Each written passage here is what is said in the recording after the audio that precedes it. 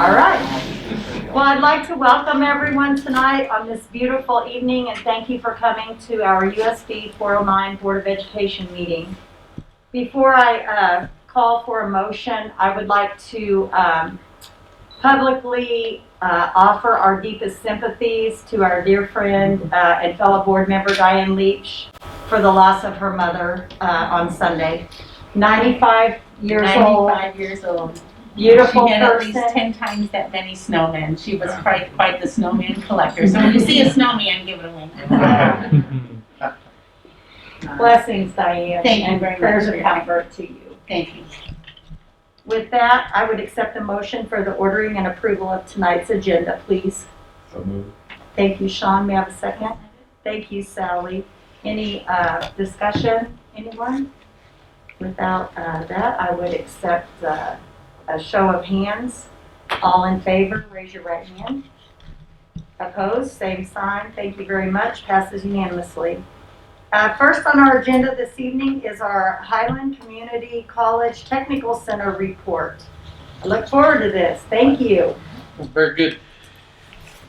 Thank you very much for having me once again. I guess I could start by saying it's finals week at Highland at the Technical Center, and I really feel like we've made it with all the uncertainty that we had going into this year, with everything that we've all been dealing with the pandemic.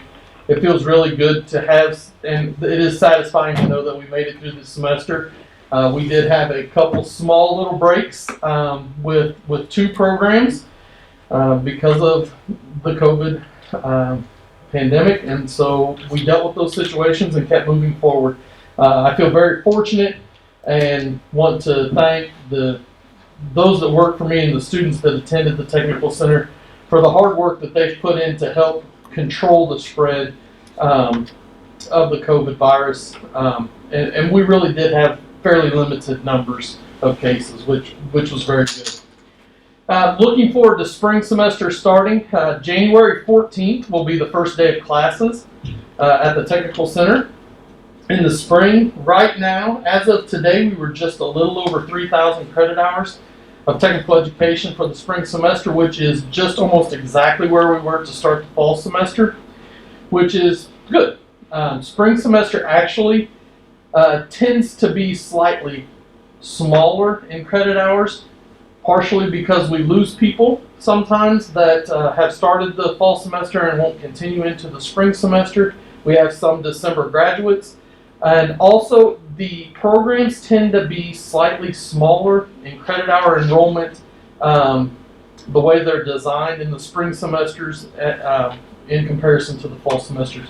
So that's good. We are still hoping to pick up a few more credit hours as well through, well, hopefully, if the pandemic allows, and we're able to add a few more allied health classes, the CNA, CMA classes. If we're able to have those classes, and we have clinical sites to where they can go and practice what they've learned. So we're hopeful for that, but really we're in a pretty good, we're not breaking any attendance records right now, but we're in a good position. The diesel building has started. Botteroff Construction was on site today. Tomorrow, I believe they're going to start digging footings and pouring concrete very soon, possibly as early as this week sometime. The demolition and the site is now prepared. The demolition's done of the parking lot and trees, and with a lot of work, a pad that now passes a compaction test is ready to go. So we're looking very forward to that. We are still shooting for the first week of May is the completion date of that project.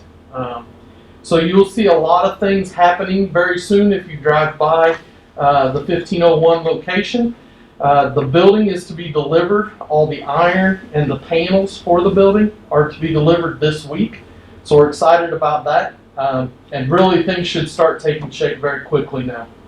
So once again, thank you for all the hard work that we've already done to get to this point and making this to come to fruition. Excited to have 5 students coming from Central School this week to tour the technical facilities and possibly join us. We always like to add new students, and it's great to have 5 coming that potentially could start in January, so that's awesome. Hopefully we can find a home for them at the Technical Center. If you have been in South Atchison lately or driven to Walmart, you may see they're just east on Green Street, a house that's being built. That is a property that we were fortunate to acquire a foundation that was already in place. And it went pretty quickly. We built most of the parts of the house at the industrial park facility, and then we hauled it out there by trailer and sat it up, and it went from a bare foundation to setting rafters in less than a week. The trusses are now in place and all the sheeting's on the roof, and we'll have synthetic covering over that by tomorrow, so it'll be a little more weather tight to go over the winter break. So another new house going in, and we've actually been working with some people, and we have a couple more lots already lined up for the next couple years. So really looking forward to continuing that program. We've had really great luck. We've had great interest in the houses that we have built here in town over the last few years. So really glad to continue that program as well. So with that, if you guys have any questions, I'd be more than happy to answer those. If not, I want to continue to say thank you very much for your continued support, and we look forward to a good spring semester. Thank you. Thank you, Lucas. Appreciate it. Next is our Central School Report and Site Council. So Letitia, I'll let you take it away. Awesome. How's everybody doing this evening? Good, thank you. Good. I am home on quarantine, so this is kind of an unconventional way to present today. But I am going to push through anyway.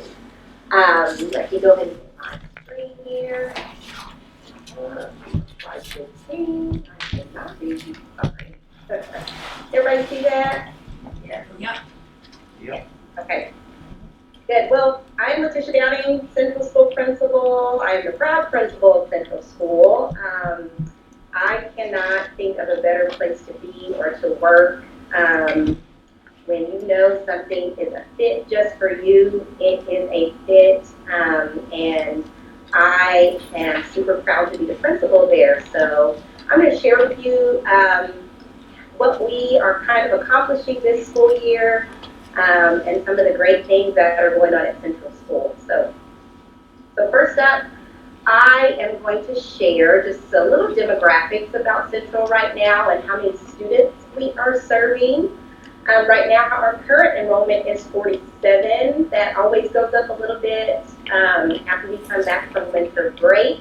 Our semester will be pushed back a little bit different this year just because of how the school year has kind of went so far. But right now, currently, we're at 47 students. We have 9 elementary.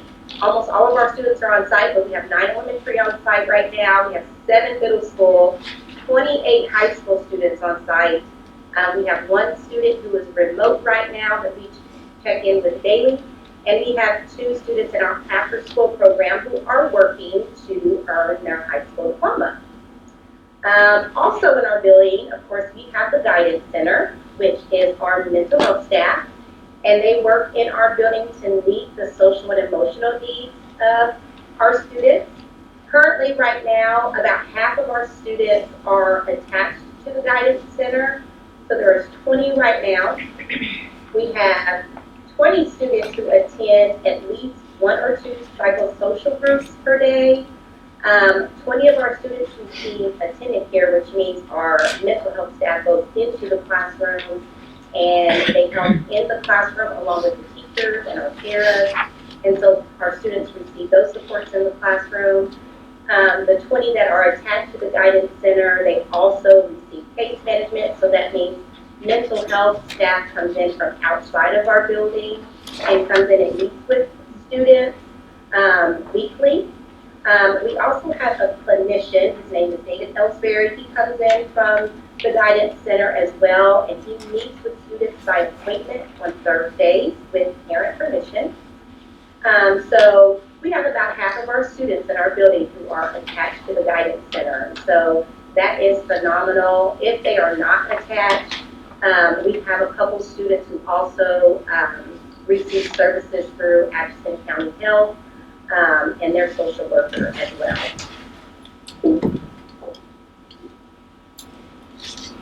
Here we go. Okay, so we have tiers of supports that we use for our students to help launch them forward. So we have our big circle, which we call our school community. We kind of see the term our central fam.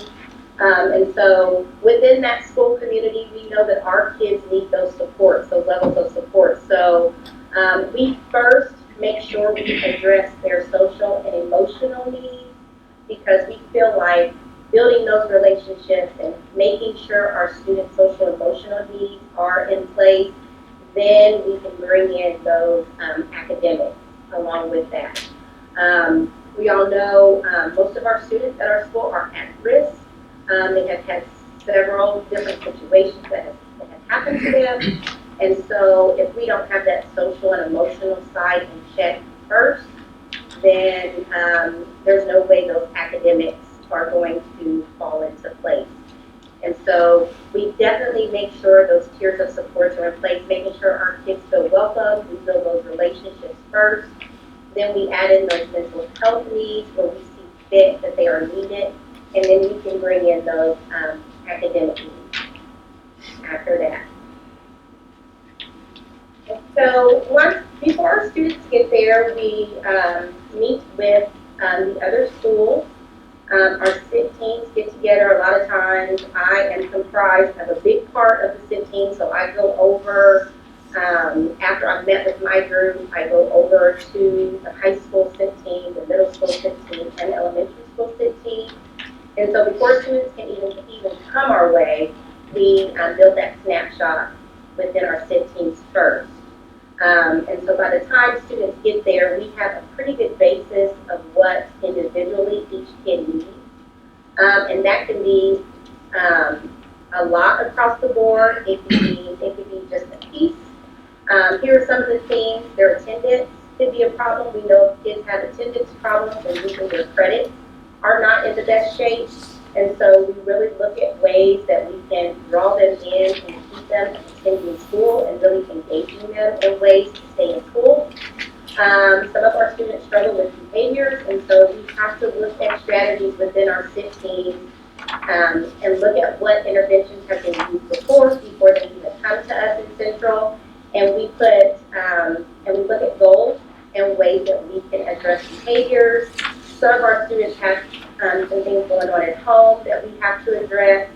And so after we look at those things, we bring in, hopefully we can't hear my loud 2-0, we bring in the academic data and make sure that those things are in place. So we really have to create that snapshot within our SIT teams before we can really hone in on what the individual needs of the student is. So we really feel that building relationships are key for our students at Central. Even if that means that we maybe not a whole team of people can work for one student, we really hone in on what and who the student trusts. What are the things that the student needs? And so without having those conversations with students and building those relationships, we find it really hard to be impactful in that student's life. So if that means you're not coming to school and Ms. Downing has to call every day to get you to school, you better believe I will be on the phone, calling your parents, making sure that you are awake. If a student calls or their parent calls and says, sorry, such and such missed the bus, I will get in the car and go pick up students. I do not have a problem with that. Sometimes parents call me and ask for advice for their students because we have them every day, and so we really hone in on building those relationships with kids and making them aware that they are loved, that they are cared about, we value who they are, And so really working on building those relationships are key for our kids at Central. And so after we look at and get to building those relationships, we can really start to work on those academics. And I want to just brag a little bit about our core teachers that we have at Central School. Yes, we are in a non-traditional setting, but that doesn't mean that those academics cannot be a focus as well. And so our teachers do a phenomenal job of building relationships with our kids. We are in our very beginning stages of our IPS, which is our individual plans of study at Central. And so we really look at teaming up students with teachers that they trust. We really look at project-based learning and those hands-on learning approaches and differentiating for those kids and their individual needs. Our teachers do a phenomenal job of that project-based learning and working across the board with one another. Just this year, we had 2 teachers who were the DFW Teachers of the Year for Atchison for the middle school and high school, and that was Mr. Patterson and Mrs. Tammy Bush.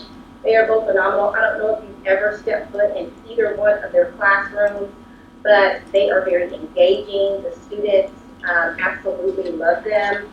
And we always share all the great things that are happening. Our science teacher just recently was recognized by a top science company called Vernier. He tweeted out some of the great things he's doing in science, and they tweeted us back, and I was like, oh, I was a little starstruck. He wasn't really good. I was starstruck a little bit, and so I think really looking at those academics and really sharing all the great things that are happening at Central is very important to us as well.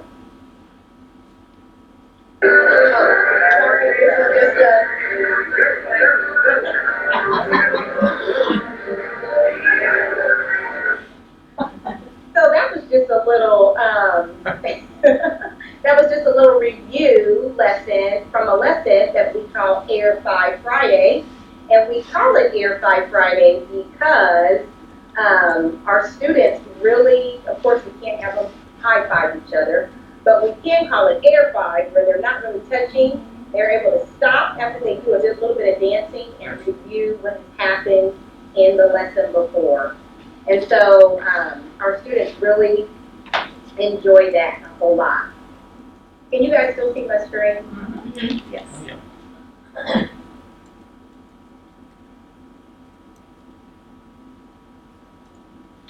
Can you all hear me? Yes. Yes. And you can still see my screen? Yes. Yes. Okay.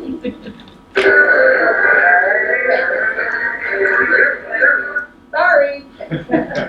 All right, so building relationships again, and looking at learning, really Central is a separate building from all the other buildings in the district. And so we also have to account for all of our test scores, our graduation rate, and anything else that the state mandates. And so we really look at the growth approach for our students. We really push them to set goals for themselves and really continue to be positive with our students. We know that leaps and bounds of growth may not happen within a semester. It may not happen within a whole year. But those small baby steps that our students make, we really celebrate those. We make it a big deal to celebrate what they are doing well. And so our students continue to take the iReady test, which is an ongoing assessment that all of our students take across the district. And so we take those and we look at providing that differentiated instruction and that individual instruction for our students. And so looking at elementary, their iReady scores for reading, a lot of our students struggle, the biggest thing that they struggle with is comprehension in the informational text. And so, like the other buildings, the middle school and the elementary school, our students also use LightSail, which is an e-learning or e-reading program where our students are able to read books online, and then it stops them while they're reading and ask them comprehension questions, and they don't really realize. I think Jackie talked about this a little bit when she was giving her presentation last time. They really don't even realize that they're really even doing comprehension. They just think it's just some questions that kind of pop up as they're reading along. And so I've heard a lot of students say how much they enjoy it. And I think it really encourages that independent reading for our students. We also just recently started a partnership with Atchison Public Library.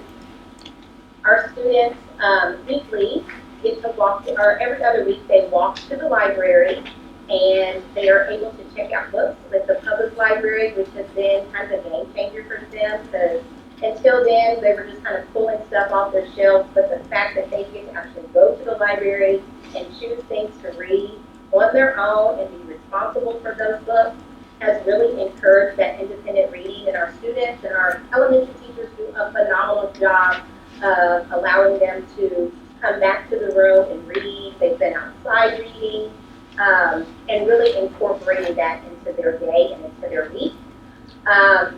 Because our students struggle a little bit with informational text, our teachers in elementary have really taken on the task of incorporating social studies more into reading and into their daily lives. And they really have focused more on bringing that information to life. So one of the things that they're doing just recently, they've been doing Christmas around the world. And I think I have a picture here. Go a little further. If you can see here, a little bit of Christmas around the world, they're doing several things. They've got Christmas in Greece, Britain, France, and so they're taking those books and really honing in on the informational text. So they're doing projects, they're doing recipes, so that's all informational reading there. And social studies, if you can see here, they are really taking on the Boston Tea Party and really reading about it. Plus, they're allowing the students to have tea with it. And so they're really working on that informational text and really getting students involved by doing some other projects with that. And then we have our math and iReady for our students at Central. One thing that they really work on in math is incorporating that hands-on learning, having that real-world math. So they do a lot of recipes and cookies and things that they can relate to in the real world. And so they really work together with our students. They allow them to work in partners. They use the cube problem-solving strategy, visuals. Our students have the learning target up on the board, so it's visually up there for students to see, and it's always in kid-friendly terms. I'm going to show real quick just some of the things here in this picture. You can see some of the things that they're doing in math. I don't know how clear you can see it, but they've got visuals on the board. They've got it on the overhead. They're using their iPads to do educational games that go along with the themes and the goals for the week.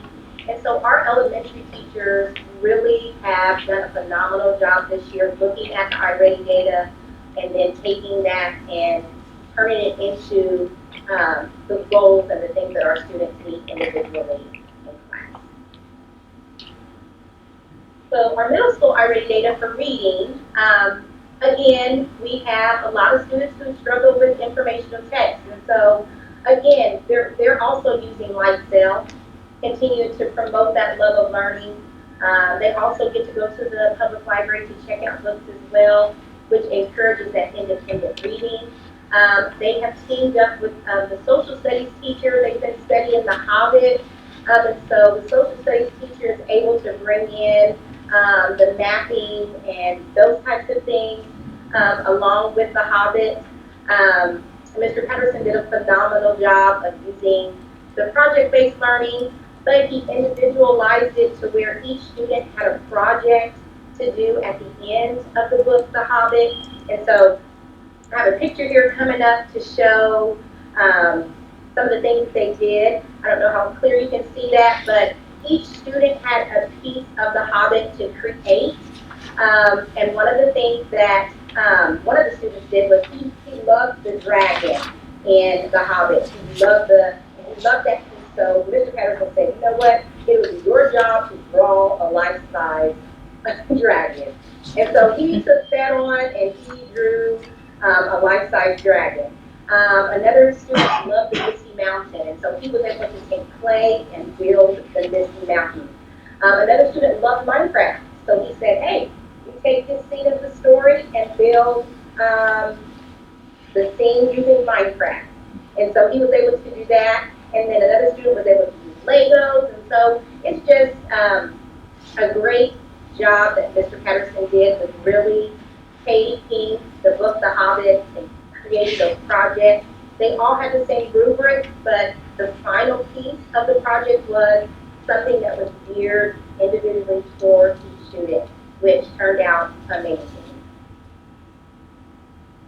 And so our middle and high school math was all lumped together for some reason, but our students this year are able to use the Houghton Mifflin player as their guide and used for their instruction. So Mrs. Bush creates or helps to create digital lessons within the Houghton Mifflin player, and each lesson is adapted to each individual student. Each student has a individualized lesson plan, and so the digital tools within the Houghton Mifflin player help to individualize the lessons for each student, and it keeps them engaged, it keeps them working, and it keeps them working toward a goal for their math. So again, our iReady data, if you can see again, informational text is another, I mean, it goes across the board how informational text is one of the things that our students really struggle with. And so just like our elementary kids, our high school kids are also going to the library as well. They use Think Circa. Think Circa focuses all on informational text. It is those real world concepts that students get to focus on in reading. They need to use those critical thinking skills. A lot of it has to do with choosing a position and being able to either write about that. A lot of times Mr. Patterson will have them do a debate in class, and y'all know how much high schoolers like to debate. So they get to debate one another on a position, and it is over some of those real world concepts, some of those things that they would focus on in the real world. And so our iReady reading for high school also shows informational text, and so our teachers have taken that and really honed in on working on using Think Circa to help push the goal of helping our students in the area of informational text. Another thing for Central right now, we are still working with the Kansas Learning Network due to our graduation rate in previous years. And so we have an implementation coach, her name is Megan Rovers. We work alongside of her. She has not came into our building this year, of course, because of COVID, but she and I have worked together to set goals and create goals for our students in our building. And so one of the things that we discussed to make sure that we have students attending, to make sure that we have students coming to school is really looking at a proactive approach. And so instead of being reactive and waiting for those kids to come and say, we're dropping out, we really want a proactive approach. So if that means looking earlier at our freshmen, at our sophomores, instead of waiting till we have seniors who do not have as many credits and them coming to Central and then dropping out, we really want to start focusing on our freshman and sophomore students. And so we really are looking at them and saying, okay, this kid, he's struggling pretty good as a freshman. We don't want to keep him at the high school or her at the high school until they're a senior. And so we're really looking at working with the counselors, working with our SIT teams, doing home visits if we have to. If we see that there's an issue with attendance, we will go out. Renee and I went out a couple weeks ago, or was that just last week? We went to the house of some of our kiddos and we said, hey, you're not attending school, and one of our kids came back to school. And so using that proactive approach and going out and getting those kids and not allowing them to say, hey, I'm dropping out and waiting till the last minute. It's really going out and setting those goals and building those relationships with parents, with counselors, our SID teams, and really looking at students before they say, I'm dropping out. And so we'll continue to be working with KLN on our graduation rate. And so I actually have a meeting this week with Megan so we can really start reconnecting and looking at more things for our students. And so the Guidance Center, again, is at Central. I'm not going to speak too much more on this today, but they continue to focus on having those psychosocial groups every day in our building, which is a game changer for our students who really struggle social and emotionally. Within those groups, there are different things that happen. They deal with conflict. They deal with ways to show our students how to deal with their anger, that self-awareness, self-esteem, having those positive behaviors, and they really work closely with us so that if they have a goal for our students, we also have a goal for our students, and we work pretty well together, pushing those students forward. One of the things that's new for Central this year is positive behavior interventions and support. It's actually an elective class this year, ran by Mr. Orlando Rivera, who comes to us with lots of experience with students and a great background in mental health. Our students use Second Steps as a guide for discussion topics, which is also used in the middle school, and it talks about various topics. We also have added our Acts of Random Kindness Club, which we call the ARC Club. It's a student-led club that seeks to build positivity within our building. Our students have taken on a leadership role, students that I would have never thought last year would take on that role. Our students have taken on that role and have really worked hard to make sure that from peer to peer, those positive behaviors are being instilled. We have motivational speakers that come in through the ARC Club, and they always have a great positive message for our students. And so our ARC Club has done a fantastic job this year. So far, we went over and we rang the bell for the Salvation Army. Again, we had speakers. We passed out positive statements to others. We have a day each week that goes along with something positive for our doing. So Mondays, we have Motivational Mondays. Tuesdays is Turn Up Tuesday. We turn on music, positive music to share with our kids. Wednesdays is Wild Out Wednesday. So it's something every single day that one of our ARC Club members comes down and does something over the intercom to push positivity in our building, which has been excellent. These are just some quick pictures of us working together. Something else new this year, we have an app called Live School. Live School is an app that keeps track of all of the positive behaviors for students individually. Students receive points in class from their teachers for having positive behaviors.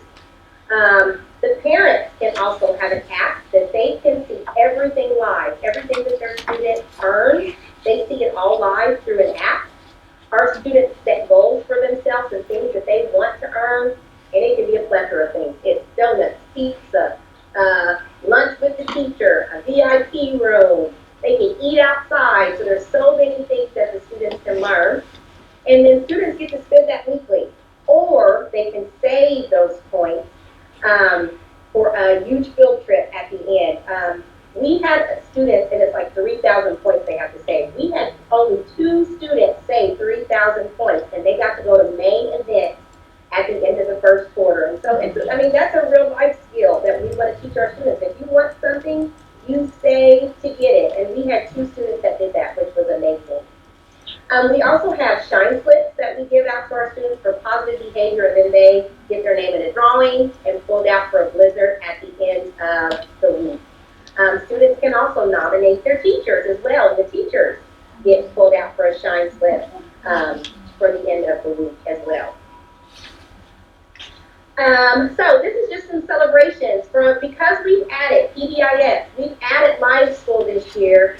This is just a quick little snapshot of our data from last year. In December of 2019, at the end of the quarter, we were at 110 applications, 97 for defiance, 50 and so on. You guys can see that there. And then look this year how PBIS and how Live School has made a difference in our students. They really can take ownership of their own behavior. They really can take ownership of what they're earning. I don't know if they know that their parents can see too, but it might. But also just looking at the difference between what has happened with our students and their behaviors and just the motivation just to do well. Here's some of our parent testimonies. I just grabbed from a few parents. A lot of parents just say that they love that we have a smaller group setting. Our students have done phenomenal with wearing masks. Our teachers have done phenomenal with writing down things. Our staff as a whole has really been consistent with making sure that all of our students are safe, and our parents really appreciate that. And so we continue to have our community partnerships, which are going to be huge for us once we start getting more into our individual plans of study. Our students, and we want to, of course, make more community partnerships, but of course with COVID it's a little bit hard, but we said that we don't care if we have to get on the phone and call people and say, hey, we've got students who need to be a part of the community. That's what we will do, because it is so important to us for our kids to be out there and being able to work in the community so that our community can see that it does not matter what the situation is. Our kids have some great things to offer. And so we are continuing to push those community partnerships for our students. Our seniors this year were able to go out when it was a little bit warmer, and they did a community service project for their individual plans of study. Our other classes haven't got to do anything just yet, but they will be able to do more in the spring once it gets warmer again. Our students go over every year. It's a central tradition to ring the bell for the Salvation Army. We also go over and help give out meals for the Salvation Army. We haven't done that this year, but we're looking to do that more as we are able to. And so we continue to give back and make sure our students know how important it is to give back to the community as well. So, and just in conclusion, since it's more than just a school to us, we're like family. We are a safe space for our students. We support each other. Our students know that we're united. And I'm just very grateful to be a part of the USD 409 family and the family. Are there any questions? Love the energy. I do have one question, just, could you explain the difference between the regular school and the after-school programs? Oh, yes. Our after-school program is mainly for students who have not completed their high school diploma. And so students who have not completed their high school diploma, they are able to get on Odyssey-ware, and work on the credits that they still need to graduate high school. And so they come after school from about 2:45 to 4:30 and work. And I mean, they can be there an hour, they can be there an hour and a half. It just depends on if they have a job or not that they have to go to. And so we have students from 23 up to 40. So that have came to our after-school program. And so our after-school program really focuses on students who need to complete their high school diploma. Keep up the good work, Letitia. That is phenomenal. Great ideas, Letitia. Good job, Central School. Hey, Letitia, we'll just have you mute, and then that way you'll be available for the central school discussion later if you'd like. Can you say it one more time? Yeah, we'll just have you mute, and that way you can listen in on the central school discussion that's later on the agenda. Okay.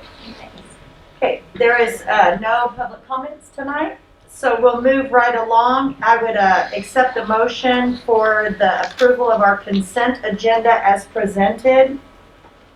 So moved. Thank you, Diane. May I have a second?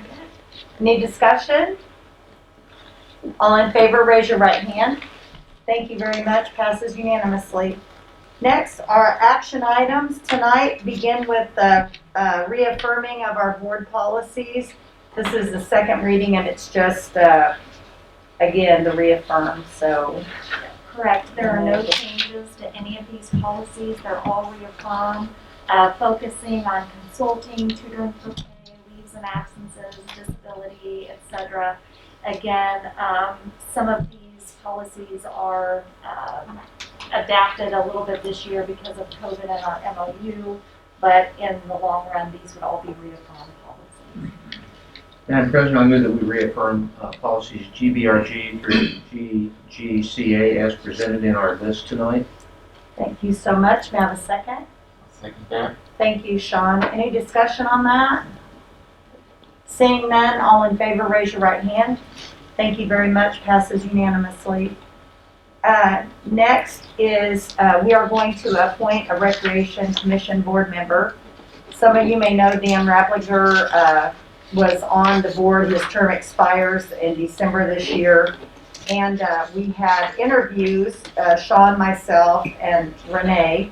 So do either one of you want to mention about the interviews and how they and who we chose? Sean? Well, I think we had two great candidates. Yes. It was a tough decision, but I think we were able to come to a consensus for the appointment. You guys Sure.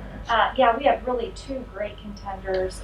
One that actually is a big part of our school district, and then another who's been within the Atchison community for a long time. At the end, it will be our recommendation for the board to appoint Mr. Jeff Humbert. Jeff Humbert. Mm-hmm. Again, it was a great process this time, I think. So Jeff Humbert is our nomination, and I would accept a motion to appoint Jeff Humbert to the Recreation Commission Board. I move that we appoint Jeff Humbert to the Recreation Commission term to begin, I suppose, in January. And they Yes. serve for 4 years? Yes. For 4 years. Mm-hmm. May I have a second? I'll second. Thank you, Stephanie. Any discussion? All in favor, raise your right hand. Thank you so much. Passes unanimously. Welcome aboard, Jeff. Next is to approve the request proposal, the RPF, for the wireless network to be submitted to E-rate. And Donna had sent us a lot of information on that. So do we need clarification from Donna? Anybody need that? Okay. Should you need to say anything about that, or is, I mean, we all read it. I don't think so, It Donna, if looked you have to me- anything to add, it's typical It's, RFP. yeah. Okay, so I would accept a motion to approve the request for the wireless network that Donna presented. Madam President, I move to approve the Atchison RFP wireless request for proposal. Thank you, Sean. May I have a second on that? Thank you, Sally. Any discussion? It was so clearly spelled out. That's what's so nice about this, so thank you for that. If you agree, raise your right hand, please. And it passes unanimously. Thank you so much. Next, we have items for discussion and consideration. And the first is actually policy review. Right, all of these policies, again, are just reaffirmed policies. Pretty general goals and objectives, scope of negotiations, and board negotiation processes, representatives, superintendent's role, use of school facilities, use of school equipment, negotiations procedures, preliminary agreement disposition, and ratification procedures. Again, these are all reaffirmed policies, no changes.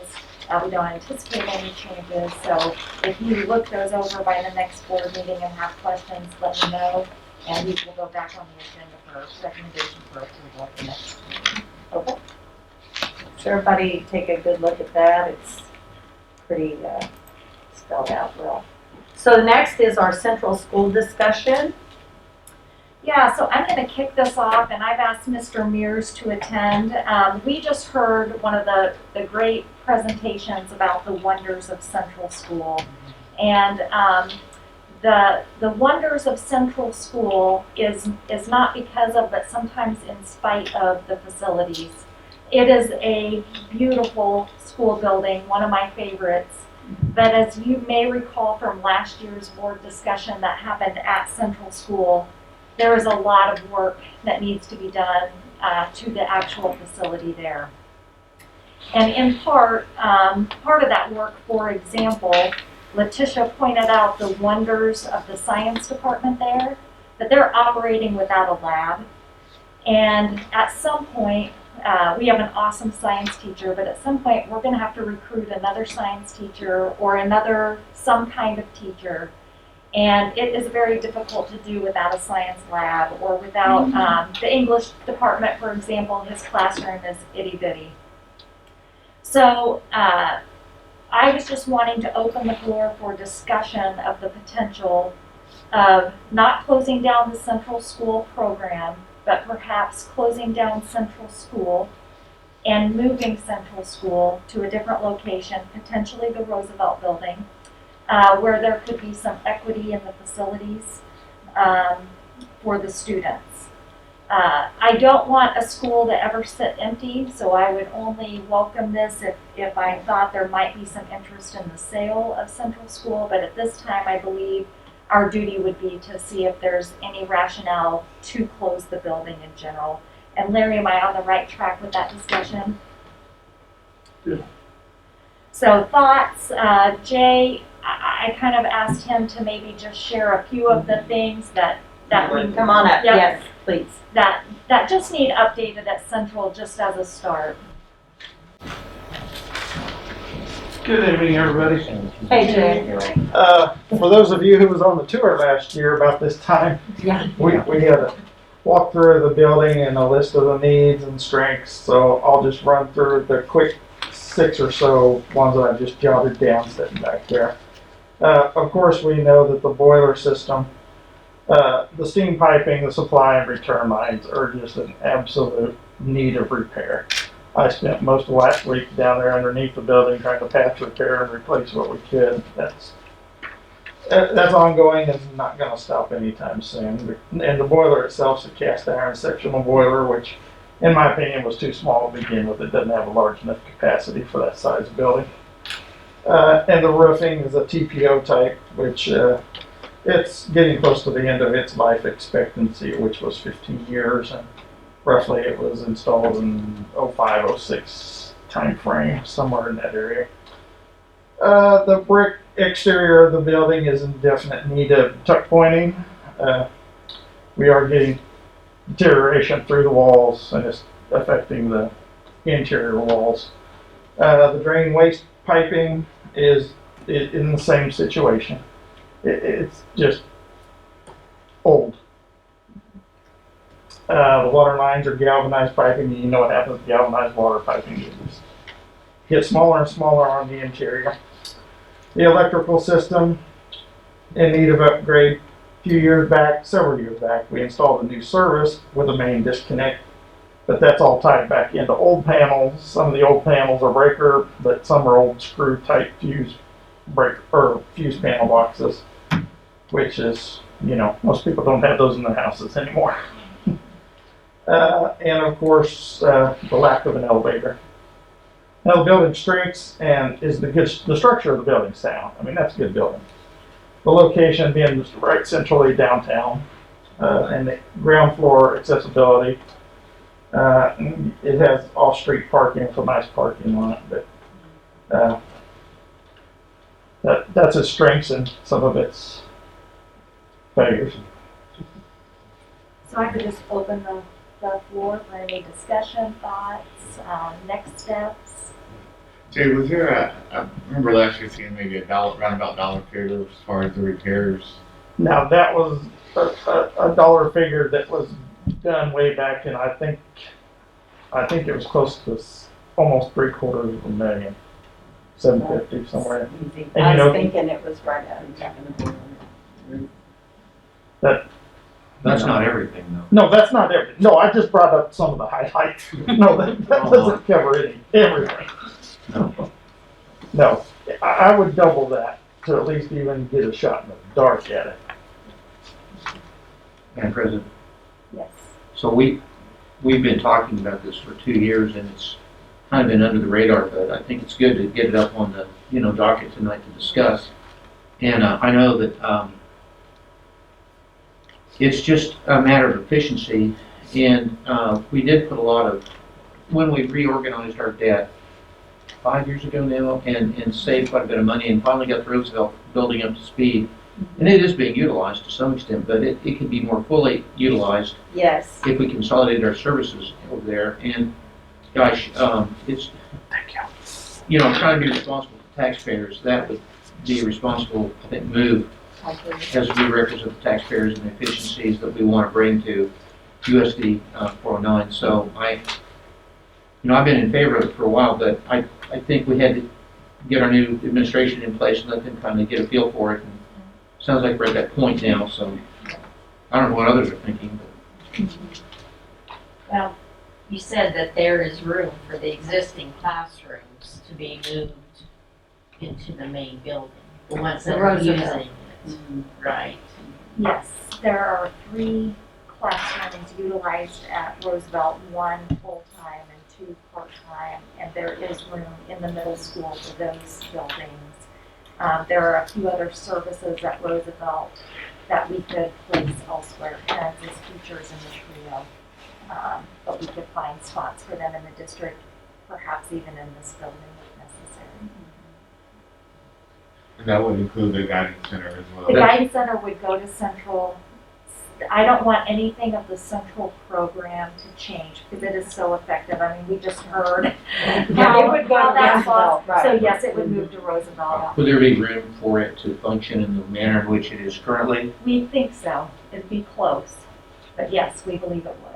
Now, if we have growth at the middle school level and at the, I don't know, central school level or whatever, what are we going to do about that? Yeah, so if there's growth at the middle school in general, we have room. If there's growth at central school, at some point we may have to determine if we keep it a K-12 program, if we move it to a 3-12 program, if we move it to a 5-12 program. But at the numbers it is right now, it could all move. And isn't there numbers? This is pretty regular for what's in middle school, 40-ish. I believe so. that- Patricia? Yes, our numbers usually stay between 45 and 50 kids. So it's about, stays pretty consistent. We try to keep it consistent, especially with our high schoolers. We don't want to be too. Letitia, can you hear me? Is the loss of green space going to be a factor for some of your younger students at your program?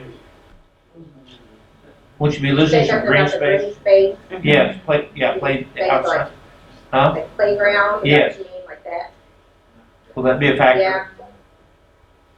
Yeah, Renee and I talked about that and how the, like the courtyard space that the middle school has right now could be a potential to add some things there.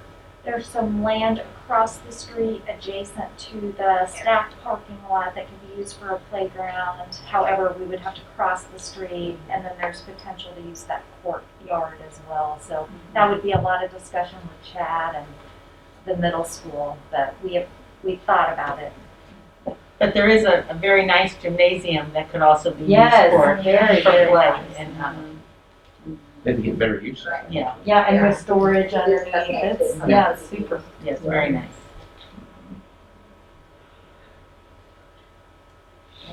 Well, I definitely feel this is a good time to visit and start making some moves. So everybody, Letitia, what's the negative part of relocating to Roosevelt from your current location? Is there anything negative about it? I think we will have to definitely look at reworking some of the classrooms, just to make sure everybody will fit. And maybe, like Renee said, we may not be able to do K through 2, just because adding that on, we may not have enough space. But that was really the only thing, was just making sure there was space for all of the programs to go.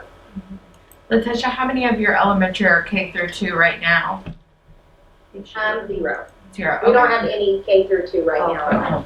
Well, that's good, because, you know, K through 2 is, I'm an early childhood educator. K through 2 is super important, and especially early intervention. Earlier the better. But that's not a common age for you anyway. Is that correct? Correct. We very rarely have kindergartners and first graders. We had one move in the middle of the year last year to us in 2nd grade, but of course he's in 3rd grade this year, and so there's a lot of discussion between our SIT teams, really looking at interventions before they come our way. Okay. Letitia, if this move were to take place, do you see yourself still functioning very much as a separate school, totally separate from Atchison Middle School? Yeah, Renee and I discussed that because the buildings stay pretty separate. The Roosevelt kind of is pretty separate from the middle school, from the other half of the middle school. The buildings are separate. Then I think it would be okay on the 6th Street side. There's a entrance way there where our students could come in, and so they would not have to come in at all on the 5th Street side. There's a space for an office space. So I think we could do a pretty good job of keeping the buildings separate. But yet you would still be, see, to me, I see a great advantage of you being at Roosevelt, because they're in a building far over here by themselves, and this way they would be right next to one of the schools, and I feel like it would make them feel more included. Or do you see that? Or does Central need to be a separate entity? I really think Central should stay a separate entity, but for us to really look at the needs of our students, we could possibly have earlier intervention with some of our 6th graders, and really work with our 8th grade team to really look at what kids might benefit from us before we kind of send them to the high school, where a lot of times that may not be the best setting for kids. We can really do a little bit earlier intervention with kids before they get to the high school and kind of fail. I think that would be better. I think as we do our deliberations tonight, we ought to hear from the middle school building principal and hear, because he's kind of grown into that space and he's kind of used to that, and it's going to change the middle school program. And I didn't know if he wanted to comment about how they're going to morph back into the building they're in, or how that's going to go for them. We've looked at it. We do have some few spaces available. We would be able to fit everyone. We've looked at all that. It would put us at max capacity as far as rooms. We wouldn't have any space to add anything. We would have to move programs like Trio possibly. We could find another spot. But yeah, we would be maxed out in terms of classroom spaces and storage for everything. I think it would be a good advantage for them coming over, because we could, our teachers could work together more closely with them. We could use them in our PD sessions and things like that. I think it would be good, but it's going to max us out. But yeah, we have plenty of room right now. I see real advantages to getting them back in, more integrated into the Roosevelt building from a standpoint of public perception. On the other hand, I think they can still be separate programs, which I think is good. And I think the bottom line is it's going to save the district significant money, resources. Absolutely. Larry, do you have a word on what our next steps might be as a board? if this is something you want to do as a board, to close a school facility, the statutes require that you pass a resolution, and part of that resolution is to hold a public hearing, and it has to be published in the paper, notice of it, etc. So you would have a public hearing, and after the conclusion of the public hearing, then you get to make the decision as to what you want to do. So it's relatively simple, but there are some procedural steps that we need to take. Is make your resolution that you want to close this school, order a public hearing, and then Dr. Scott and the rest of us involved would get those notices out and have a hearing. Thank you. Is the timeline then for the fall semester of 2021, is that? Correct. Okay. I'm sure there would be patrons with some concerns. Right.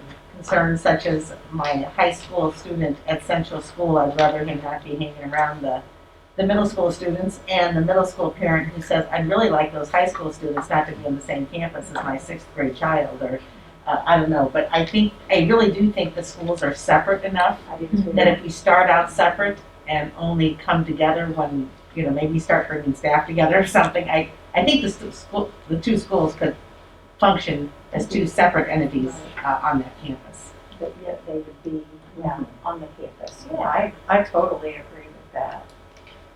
But are they already together now? Like, aren't their second through high school kids together now? Yes, but I'm talking about the 6th grade Atchison Middle School student with the Central High School students on the same campus. Well, they, Under this we have to same make sure campus. that, Yes, like the AMS parent. Mm-hmm. Yes. Versus the. Yes. Okay, not Yes. so much the And they age, may but not the- understand that they're already on their school. I gotcha. Yes. Okay. Good point, Brandy. Good discussion. Yeah, I think, I definitely feel in my eyes, I feel we need to take the next step. I certainly don't want to rush anything, but I feel like this is going to be a good positive move for our district.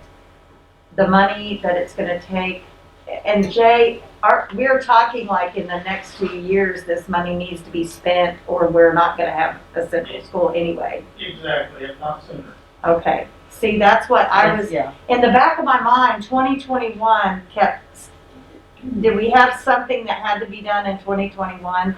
Because that's what I keep, it was like a 2-year on the, Those boiler pipes, steam pipes are gonna need some immediate attention. Yeah. I had to hire in, outside contractors just to help me this last week, so. okay. And I like just Renee talking about just having equity across the board through our buildings, our classrooms.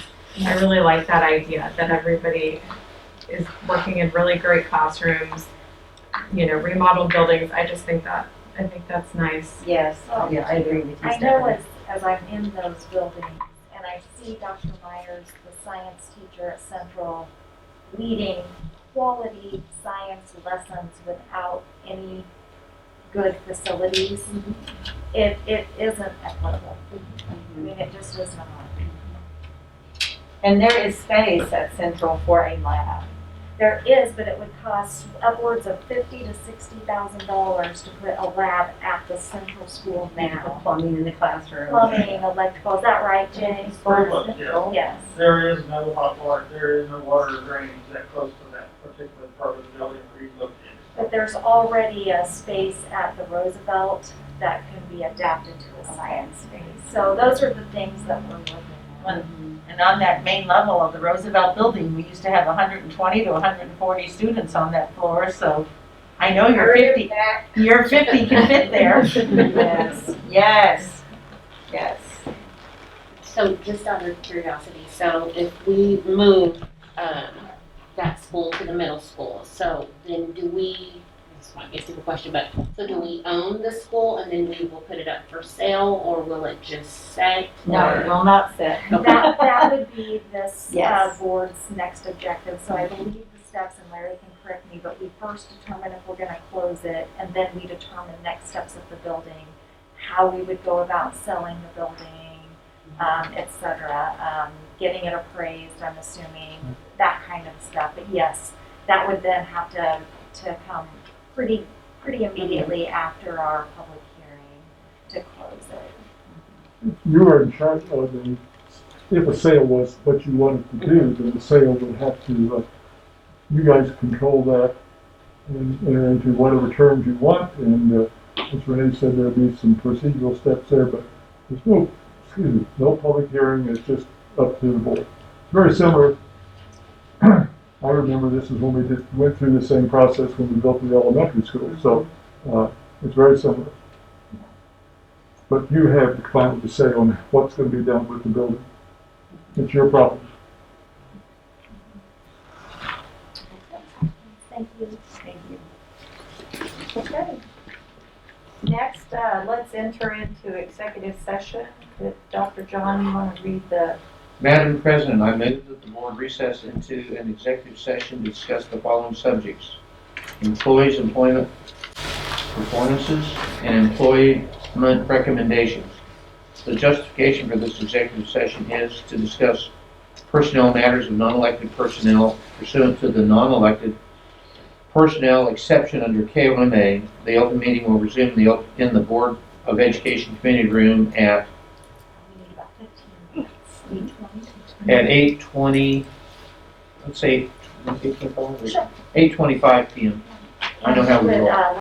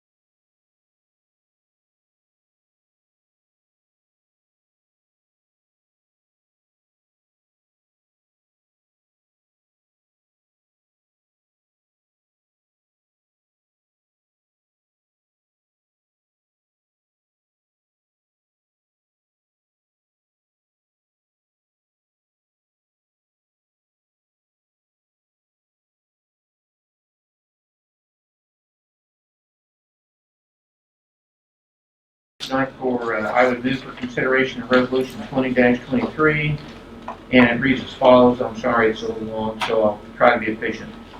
Whereas Barbara Scoggins was initially employed by USD 409, Atchison County, Kansas on first day of August 2019, and whereas Barbara Scoggins is currently employed as a teacher in the Unified School District number 409, Atchison County, Kansas, in accordance with the teacher's contract dated 8/27/2020, and whereas the teacher's contract of Barbara Scoggins requires her to remain licensed during the term of said contract, and whereas the teacher's contract of 8/27/2020 is considered to be null and void if the teacher fails to furnish and maintain with the board an applicable Kansas instructor certificate during the terms of the contract, and whereas Barbara Scoggins' Kansas instructor certificate will expire 12/31/2020, and whereas Barbara Scoggins is a probationary employee as defined in the agreement between the Atchison National Education Association and Unified School District number 409, Atchison County, Kansas, and whereas KSA 72-2159 provides that it is unlawful to order payment of an employee who is not licensed. And whereas the Board of Education of Unified School District number 409, Atchison County, Kansas finds that Barbara Scoggins' current contract should be terminated for the reasons hereinafter set forth. Number one, failure to maintain a Kansas State teaching license as a certified teacher as required in said contract of 8/27/2020 and KSA 72-2159. Number two, violation of the teacher's contract of 8/27/2020. Now, therefore, be it resolved by the Board of Education of United School District, it says United, Unified or United? It's unified. Pardon? Unified. Okay, you're seeing if I'm paying attention and it says. Okay, so we're gonna change that in writing. Is that okay, or I'm a bad boy if I do? Okay, so Unified School District Number 409, Ashland County, Kansas. Section 1, that the contract of Barbara Scoggins is hereby terminated effective 12/31/2020, and Section 2, that the clerk of the Board of Education is hereby authorized and directed to give written notice promptly to Barbara Scoggins of the termination of her contract. Adopted by this Board of Education and Unified School District Number 409, Ashland County, Kansas, the 14th day of December 2020. That is my motion. Thank you very much. May I have a second, please? Second that. Thank you, Sean. Any discussion?